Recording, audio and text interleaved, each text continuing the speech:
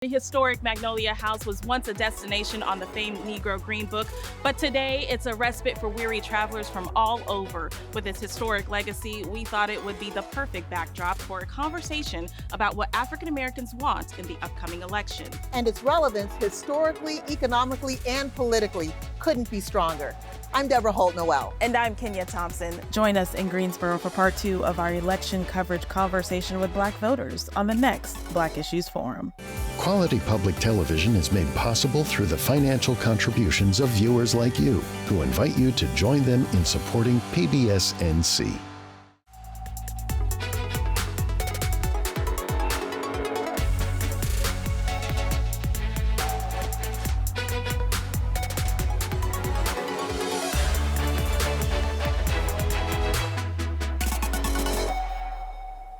Welcome to Black Issues Forum. I'm your host, Kenia Thompson, and we're here for our second part of our Greensboro conversation with local business owners. Again, we're joined by Valerie Benton Smith, Gerry McCants, Stephanie Bumpus, and Natalie Pass. It's just making it worse. Yeah. And it's just making the community go down Yeah. on this side of town. And I can only speak for the community on my side of town because this is the side of town I live on. The east side of town, and I would love for it to be better. And it saddens me because all I see on my side of town is tobacco and vape stores. I don't see better options for us to eat. I see McDonald's, I see Taco Bell, I see Cookout, I see Burger King. That's all I see. I don't see Salad Works. I don't see healthier food options. It's just the greasy spoon. That's it. Yeah. Pizza spots. I would like to see healthier options. So what it's doing is it's making us feel left out. It's making, to me, it just makes me feel sad. No, we've got to change the narrative. I think there's some really strong Black companies, Black-owned companies in Greensboro and Guilford County. But we've got to put more money into this ecosystem as it relates to CDFIs, Piedmont Business Capital, M&F Bank, African American owned, Right. and some organizations like yours and mine, Greensboro Business League, so we can begin to invest in these communities, work with small companies, so organically they can grow. Right. And so you've got this unique kind of network going on, just like any other community that you may travel to. I was in Wilmington this past weekend, thriving small business community up and down Front Street and Water Street. We need that kind of activity here. Right. Yeah. And that comes with, making sure that we've got the right leadership in place, Right. but also the right funding and investment in some of these communities. Right. And more police presence too, because Exactly. small businesses are afraid. Well, a lot of what we're talking about obviously can be changed and moved with discussion and conversation, but most of it needs to happen in legislation, right? Absolutely. And True. so I just want to open up this part of the conversation and ask a very simple question, and this is a safe space. So be as candid as you want to be, but I would love to hear, how do you feel about this upcoming election? Which one? Well, the presidential election. I'm supporting Kamala Harris, Okay. sitting vice president. I just think the message that she has makes a lot of sense. I don't want to deal with a whole lot of controversy. People need help. And if you're going to, destroy the narrative with all this other nonsense that doesn't make any sense and not focus on real kitchen table items that people need to be concerned about, how I'm going to pay my bills, how I'm going to pay rent, mortgage, food. That's what I want to hear. I don't want to hear all this other stuff. I'm going to support small business. All this other stuff that the other side of the aisle is talking about makes absolutely no sense. Valerie? So as business leaders and as business owners, always share to keep religion and politics, because your focus should be about your product and your service. And that's like a personal thing, because you don't want people to not want to patronize you because you support this or because you believe that.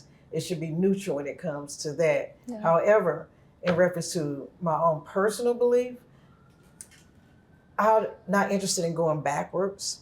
That's very serious for me, not going backwards. Yeah.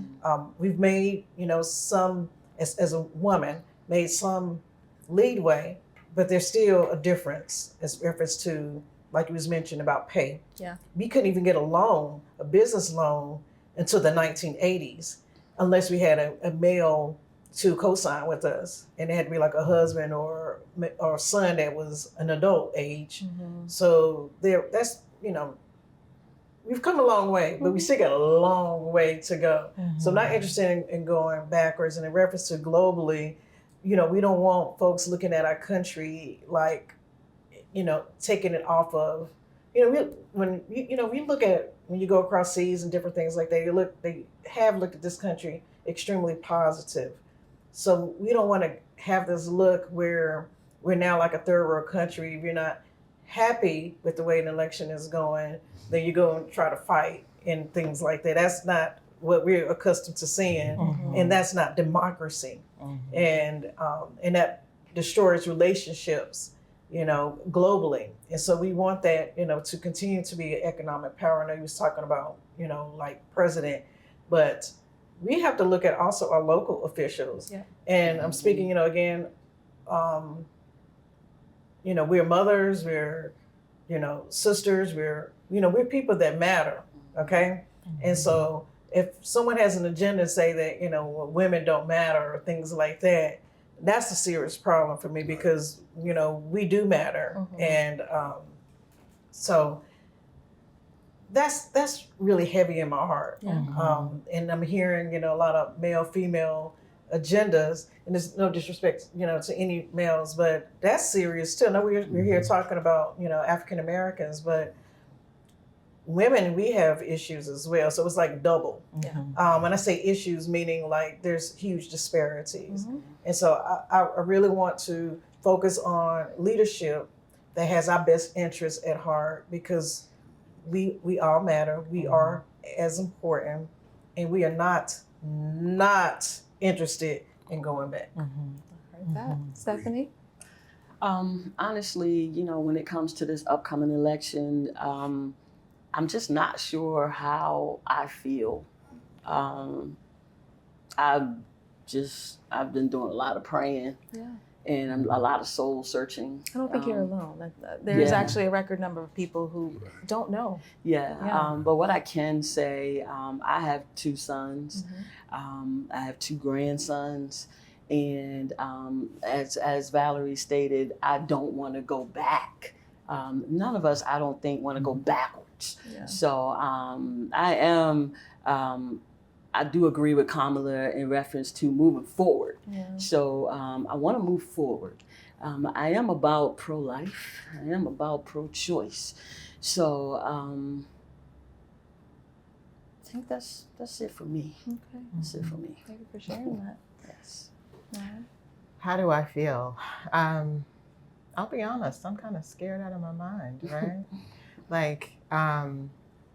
I think there's 3 things. So, we here at Magnolia House have never really ever expressed our views and support for one candidate over the other. This year is a little different. So we are very much in support of Kamala Harris. And I'll tell you why. So first off, the one thing I do, what her campaign is bringing is this true sense of hope, right? And what her campaign is also representing non-verbally is this sense of inclusion.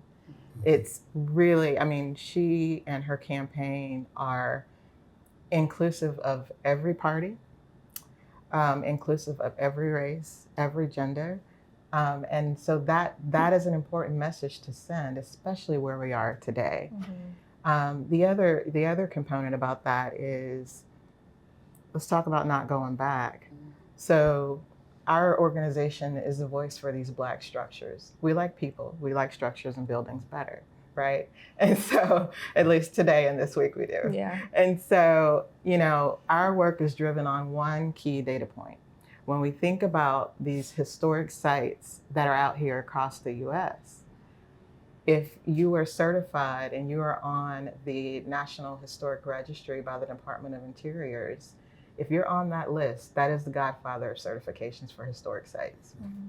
There was a little over 90,000 sites on that list. A couple of years ago, maybe 3% were represented for being Black and represented Black history and celebrated and honored as such. So quite frankly, I don't have anything else to go. We're only at 3%. We've got a lot of work to do. So there is no going back, right? Exactly. So yeah, that's. And you got the governor's race too, so Yes, There's a lot. There's a lot, Yes. right? And to be fair, our local races are likely more important, or just as important, let's say, 20, to the 25. national race. Yeah, Correct. I mean, let's talk about it. Attorney Let's talk General about it. Josh Stein, I'm supporting him. Okay. You have a Lieutenant Governor, Mark Robinson, who's really from Greensboro. Mm-hmm. But I just think his platform is more inclusive. Certainly is going to address some of the issues that we face in terms of small companies. And, enough said. And I just real quick, I just want to make a point here that Yeah. I think a lot of people think Black people are going to vote for the Black person, Right. right? And they're not going to vote for the white person or the person of Right. non-color. It's not about that, right? That's right. It's not. And It's so not. that race right there is clear that it's not about that. I didn't mean to interrupt you. Oh no, I was just agreeing with Gerry here that example, Mark Robinson, who's from Greensboro, happens to be African American, Right. and from my observation, it doesn't appear that a lot of African Americans are in support of him. So it's not because he happens to be Black; it's because of what he proposes out in the community. We want to hear things more like about economy, health. We don't want to hear, well, if this is not, this is what he said, not Valerie. Right. If, the reason why you're in that situation because you didn't know how to keep your skirt down. I mean, that does sound extremely sexist, and we are in the 21st century. Correct. So, as a leader, you have to look at, this is the current times. Certain things are just inappropriate. Mhm. What does that have to do with the economy? Correct. Things like that. And, that's another example of just going backwards. We're in a different climate now where we are moving, or we desire to move forward. And I'm also hearing this now, because I keep my ear to the ground. People are saying they are not voting. And then to me, that is quite offensive. Let me tell you why. People died so that we can vote. And that's, African Americans, as women, people lost their lives. So I think you should exercise your right to vote. Mm-hmm. Nobody's telling you, I'm not telling you who to vote for, but at least exercise that right. I think that's very important. Mhm. Thank you for that. Yeah. Stephanie, you have anything to add? I don't think It's so. okay if you don't. You raised a great point about people not voting. There are, too, a lot of voter suppression tactics that are happening. Right. What is the damage that tactic has on our community, and what is the further damage that not voting has? Open it up to anyone but Gerry. It's a lot of disruption. Yeah. First of all, if you're paying taxes, you need to vote. Mhm. Bottom line, because that's what the state feeds off of, that's what the federal government feeds off of, and that's what the local government feeds, is your tax revenue. Yeah. Being invested in the system, which should be dispersed equitably. So if you're not voting, you lose your voice. Right. And I would tell people, don't lose your voice. I mean, that's your ticket to address some of the issues that are going on in your communities. So those are my thoughts. I think they're torn because they are hearing things from both parties, and they're indecisive. They're the indecisiveness. So they're undecided, and with that, they're just making the decision not to vote. That's just one of the reasons. Yeah. Well, I have been registered independent for decades now. So obviously I'm not Democratic nor Republican, because my feelings and thoughts are, whoever is the best candidate is who I'm going to vote for. I don't just fair. vote parties. So with that being said, so I do understand the undecided, but even if you're undecided, you can still, exercise Right, I agree. that right to vote. Because then what happens if you don't have that right, you didn't use it, then whose fault is that? Your own. Right. But I do want to focus on, and what we do focus on is voter education. What I mean is that some of the dynamics have changed. So you have to have ID. So, okay, what if you don't have driver's license? No problem. You can still get your North Carolina ID. Yeah. So exercise your right by educating yourself what you would need. You're going to have an address, things like that. You get your mail somewhere. So the point I'm making is that, just provide the information and provide it ahead of time and make sure that you are registered. Yeah. I think one of the other questions you asked was about the impact of some of the interruption. And so I think one of the responsibilities we have as registered voters, or for those that are not registered, to register, but it's what happened the last time we voted and we had that interruption and distraction around suppressing votes. Quite frankly, it can deter people from going back to the polls because it almost takes their voice away. They feel like they don't have a voice, so why go to the polls? And I think that, we as a community really need to lean into them and help them to get that voice back and feel empowered to go to the polls and do what needs to be done to keep that fear from happening again. Yeah. But I think that that's the big reason the big impact with your second question. Yeah. Last question to the table. What is your hope for Greensboro, and where do you see the city going? And I'll start with you, Gerry. Great question. I see some positive things happening here in Greensboro as it relates to more recruitment of large companies coming in to provide more opportunities and jobs. But I also see a shift in terms of some of the Black-owned companies here that are coming in to do business. And I think there's a pipeline from certain parts of the United States where companies are coming in to do business here. And you can see that by the increasing population over at the university, North Carolina A&T State University. Even though I didn't go to school there, I still We love y'all the same, Gerry. Significant opportunity. A lot of students come from all over the state in the United States. Same way with Bennett College. But I like the direction of what's happening right now. Well, I am a fellow alum of North Carolina A&T, which is the largest HBCU. And It's HBCU rivalry. It's something else. But I keep talking. And so I love Greensboro. Greensboro is so attractive to so many people because of the culture that it brings, and people love it. And like Gary was saying, people come from all over the nation, to be even the world. There's a lot of they have foreign students too. So I'm basically saying that that's extremely attractive.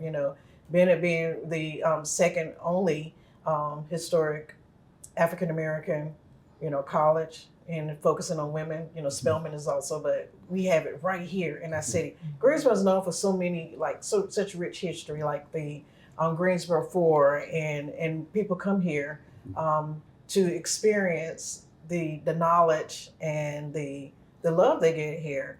As far as a business person, my best success has been here in Greensboro compared to other places. So I understand why people are attracted to this area, and like you moved down here from Maryland to North Carolina to Greensboro. I did. And I've had sorority sisters, move here for the same reason, because it's affordable. And so that's what's also attractive. I mean, yes, we have increased, but it's still affordable. And Civil Rights Museum as well, which attracts probably one of the #1 tourist destinations in Greensboro, is the International Civil Rights Museum here, outside of the Magnolia House, obviously. It's all love. But yes, and that's another thing we do. Like, there's enough money out here that everybody can make money. Yeah. And so why not be supportive? And why not come and experience the culture experience? I wouldn't just say go support that business because it's Black. No, go support that business because it's a great business. Yeah. And that's what we promote, excellence. And you see a lot of that here in Greensboro. So I see it continually moving forward. And I feel confident in saying that because since I've been doing business here in Greensboro, it's, talking about living your best life. I have a wonderful life, so I love Greensboro. That's good. Stephanie, what's your hope for the city? For the city, alongside the state of North Carolina, is the increased minimum wage. I think that is important. $7.25, no one can live off of that. Yeah. There's clearly, as you stated earlier, the increase in cost of living. And so you can't afford to live if you can't make the money. If your salary is not increasing, then how can you afford to live? Mm-hmm. So I feel like that's really important, just as an individual, because again, I have sons, mm-hmm. and sometimes it's challenging for them because they're not making a lot of money. Yeah. And a lot of businesses aren't always willing to pay a lot because of this whole minimum wage thing. So the salary that they're offering is minimum. It's not a lot. And I think that they should offer more, like just go according to the knowledge, skill, and ability for when a person is applying for a job. Mm-hmm. It shouldn't always be based on if you have a college degree, because everyone doesn't have a college degree. Right. Everyone couldn't afford to go to college. Right. And so for that reason alone, it should be based on your experience, again, knowledge, skill, and ability. Yeah. Howard, H-U. And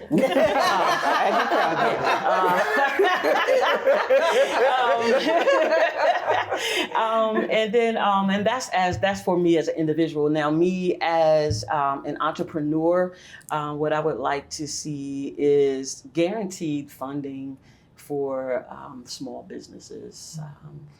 I would like to see that in Greensboro. I'm sure yes. You're not alone. Yeah. You're not alone. Natalie, last but not least. Yeah, so, I think that there is definitely this momentum and this energy about Greensboro, and we've got a lot going on in terms of companies coming in terms of people moving and relocating here. Mm-hmm. And, what that is doing is that is putting us in a position, us as business owners, and then, of course, the local government and the city and the county officials, we need to make sure we're ready to receive the influx of what's coming. Yeah. And that's just basic, pure, is our infrastructure set up for Absolutely. that? Yes. Going back to the 10 coffee shops that have been set up within less than a mile perimeter, and then here comes Starbucks. Like, how as a community do we be strategic about, what businesses that we're putting so that we don't feel like we're competing with one another. Exactly, the competition. Exactly. Mm-hmm. I think that we're in a position right now where us as businesses, us as nonprofits, us as for-profit businesses, we need to start being in a place of collaboration. Mm-hmm. When you look at the success of the other metropolitan areas, Charlotte's, Atlanta's, RDU, how are they successful? Look at how their businesses play together. Look at that ecosystem, and that's something that we need to be looking at here and implementing here. Yes. Well, I'm sure we could go on and continue this conversation for the rest of the day, but you all have businesses that you need to get to. So I just want to thank you humbly for allowing us, number one, to be in this space. It's beautiful. So thank you. Mm-hmm. And thank you all for being just transparent and honest in this conversation. And hopefully this is just one of the many stepping stones that we'll have in making change and seeing change across this state. Thank you all so much. Thank you. Welcome. Thank you for having us. Well, as Election Day approaches, PBS North Carolina wants to ensure our viewers are prepared to vote. You can find information about Election Day, voter registration deadlines, early voting, voter ID, and so much more. Make sure you visit pbsnc.org/vote for additional details. Well, that's all we have for today's show. I thank you for joining us for this very special conversation. If you want more content like this, we invite you to engage with us on Instagram using the hashtag Black Issues Forum. You can also find our full episodes on pbsnc.org/Black Issues Forum and on the PBS Video app. I'm Kenia Thompson. I'll see you next time.